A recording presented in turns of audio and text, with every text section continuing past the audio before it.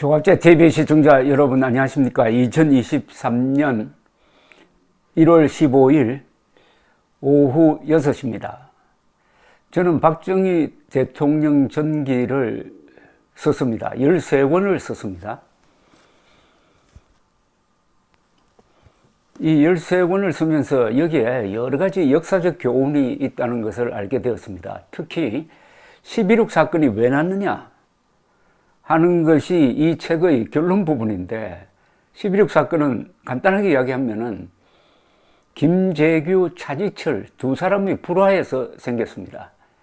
그러니까 정권 내부, 정권의 심장부에서 분열이 일어나서 박정희 대통령이 시해되고 박정희 정권이 18년 만에 끝이 납니다.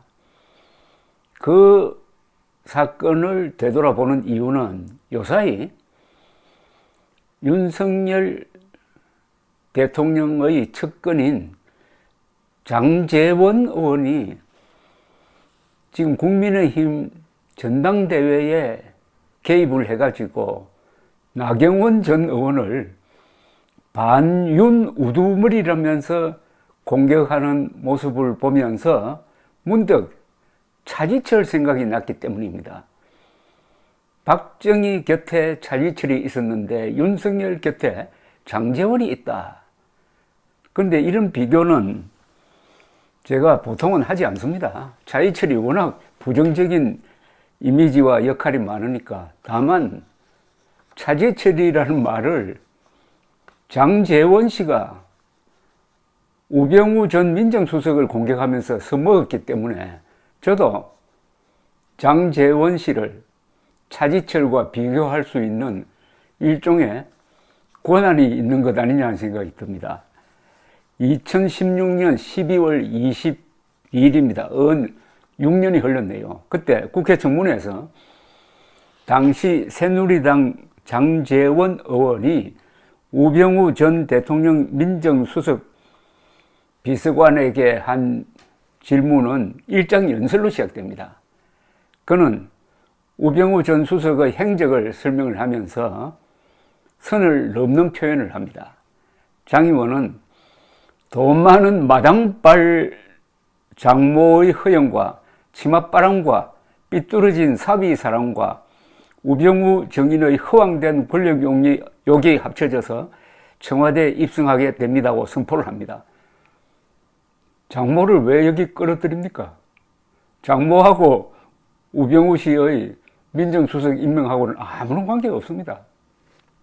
이어서 그는 차지철의 버금가는 왜곡된 충성과 김기춘의 버금가는 교활함으로 검찰, 국정원, 경찰, 군을 장악해서 최순실에 부역하고 비호하고 국정농단을 방조하는, 그리고 치부와 살이 사욕까지 하는 거대한 악마가 되어 있는 우병우 전 수석의 모습을 봅니다라고 했습니다. 여기에 등장하는 게 거의 전부 다 거짓말입니다. 차지철의 버금가는 충성을 했다고요? 김기춘의 버금가는 교활함이라니. 아니, 김기춘 당시 비서실장을 교활하다고 하면 안 되죠. 그 다음 검찰, 국정원, 경찰, 군을 장악했다고요? 민정수석이. 이 사람 어디 좀 뭐 이상한 것 아닙니까? 그리고 최순실에 부역했다고요? 우병우 씨는 최순실을 만나본 적도 없습니다. 치부를 했다고요? 저는 우병우 전 수석이 깨끗한 유능한 독종 검사라는 걸 알겠는데 치부했다는 이야기는 들어본 적이 없습니다. 사리 사욕도 안 맞고, 그리고 결론적으로 악마라고 그래요. 우병우 씨가 거대한 악마입니까? 악마에 잡혀 먹힌 사람이 있습니까? 자, 좌익과 싸운 자당 대통령을 이렇게 반역자로 규정하고 그 밑에서 일한 공무원을 날조된 사실에 기초하여 부역자로 몰았으니 그 순간 장제원 의원은 좌익의 완장을 찬 이념적 배신자 아닙니까? 우병우 씨의 장모까지 끌어들여 욕을 하고 교활, 허영, 치부, 사리 사욕, 악마 등의 극단적 낱말로 인격 살인적 매도를 한 것도 문제지만은 우병우를 차지철에 비유한 것은 이것은 역사의 무지를 넘어서 묘한 자기 고백처럼 느껴집니다. 요사이 그 행동이 윤석열의 차지철이 아닌가 하는 말을 저 입속에서 맴돌게 하기 때문입니다. 그가 우병우 씨를 차지철에 비유한 것은 황당무계한 선동이지만은 지금부터 제가 장제원을 차지철과 비교 분석하는 것은 증명된 사실에 기초합니다. 박정희 연구가의 전문적 식견이란 이런 이야기죠. 첫째, 박정희 대통령을 업은 차지철의 안하무인적 행동이 우직한 김재규를 자극해가지고 대통령 시해를 부른 면이 있습니다. 12.6 사건을 수사한 사람들은 농담 반 진담 반으로 주범은 차지철이고 종범이 김재규다라고 합니다. 김재규가 부르장머리를 모르는 차지철을 한사코 편드는 박정희가 미워서 쏘았다는 뜻입니다. 김재규는 박정희 대통령 동양입니다. 나이가 7살이나 많습니다. 마치 아버지처럼 따랐던 사람입니다. 박정희도 김재규를 그렇게 사랑했습니다. 그런데 어떻게 이런 일이 일어났느냐? 그런데 지금 윤석열을 업은 장제원의 행태, 특히 나경원 전 의원에 대한 원색적 인신공격이 나경원으로 대표되는 반 장제원 세력으로 하여금 윤석열을 공격하도록 만들지 않는다는 보장이 있는가? 여기에 이러면 차지철과 장제원이 자꾸 겹칩니다. 장제원보다는 그를 감싸는 윤석열이 더 밉다는 감정의 확산은 매우 위험합니다. 이게 총선까지 연결되면. 이 차지철은 최후의 순간에 박정희를 버렸습니다.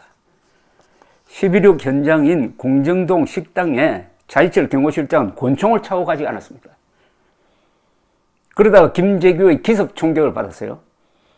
김재규는 각하 이런 버러지 같은 놈하고 무슨 정치를 합니까? 라면서 차지철의 팔을 먼저 쏘고 박정희 가슴을 쏜 뒤에 또 당기려고 했더니 불발이 됐습니다. 권총이 고장이 났어요.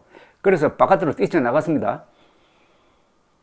그 사이 차지철은 모로 쓰러진 죽은 박정희를 버리고 실내 화장실로 도망갔습니다. 박정희 곁에 있던 두 여자가 가슴 관통상을 당하여 등 뒤에서 피가 샘솟듯 하는 그를 감쌌습니다. 차지철은 화장실 문을 빼꼼히 열고는 각하 괜찮습니까? 라고 말할 뿐 대통령 곁으로 달려오지를 않았습니다. 권총이 없으니 대항수단도 없었던 겁니다. 경호실장직을 권력 남용에 이용했을 뿐 본연의 직무를 태만히 했다가 죽음과 함께 당한 겁니다.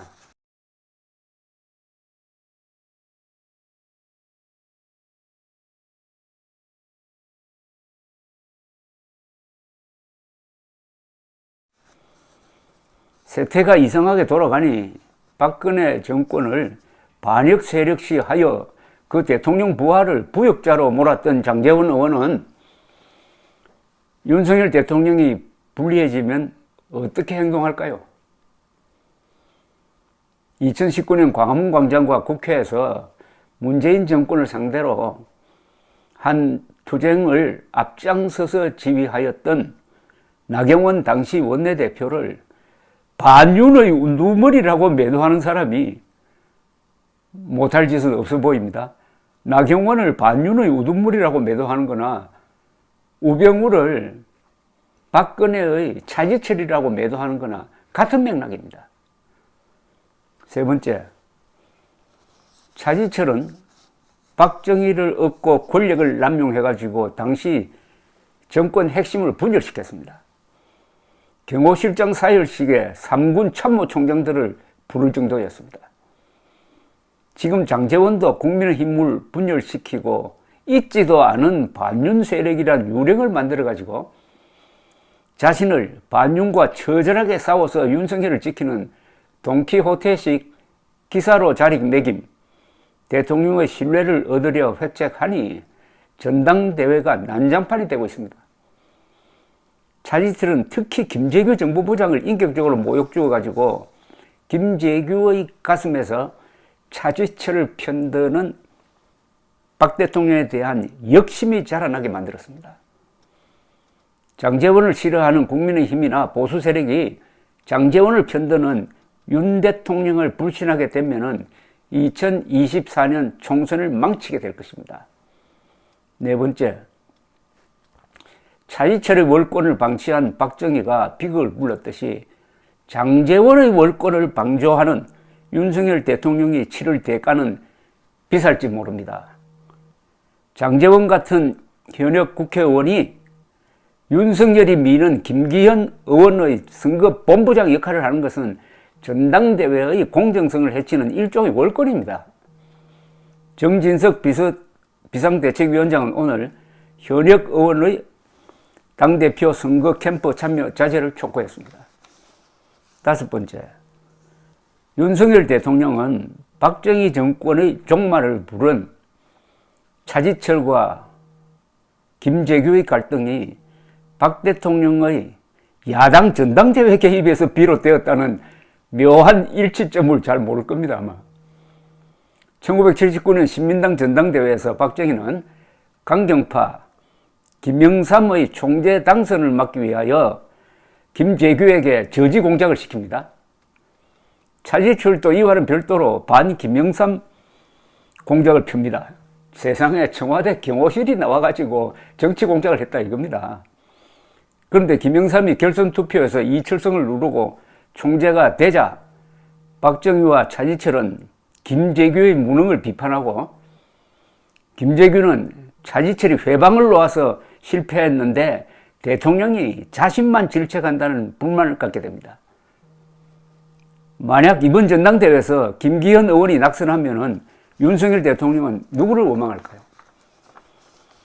윤석열 대통령은 늦기 전에 전당대회 불개입 선언을 하고 김기현 의원은 장제원과 헤어질 결심을 하는 것이 본인들과 국민의힘을 위기에서 구하고 2024년 총선에서 이기는 유일한 길이 아닐까 하는 생각을 해봅니다.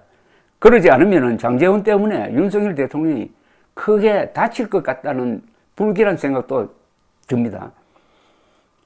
윤석열 대통령으로서는 이번이 세 번째 정치적 실수입니다. 무리한 청와대 이전, 지리한 이준석 밀어내기에 이은 나경원 전격 해임, 장제원 막말 파동, 아무리 안보 법치에 성공해도 정치에서 실패해서 정권을 잃으면 모든 게 무효가 됩니다. 정치의 핵심은 인사, 즉 사람을 알아보고 가려서 쓰는 겁니다. 지금 장제원의 분탕질이 이재명을 가장 크게 돕고 있다는 계산이 안 된다면 윤 대통령은 위험해집니다. 감사합니다.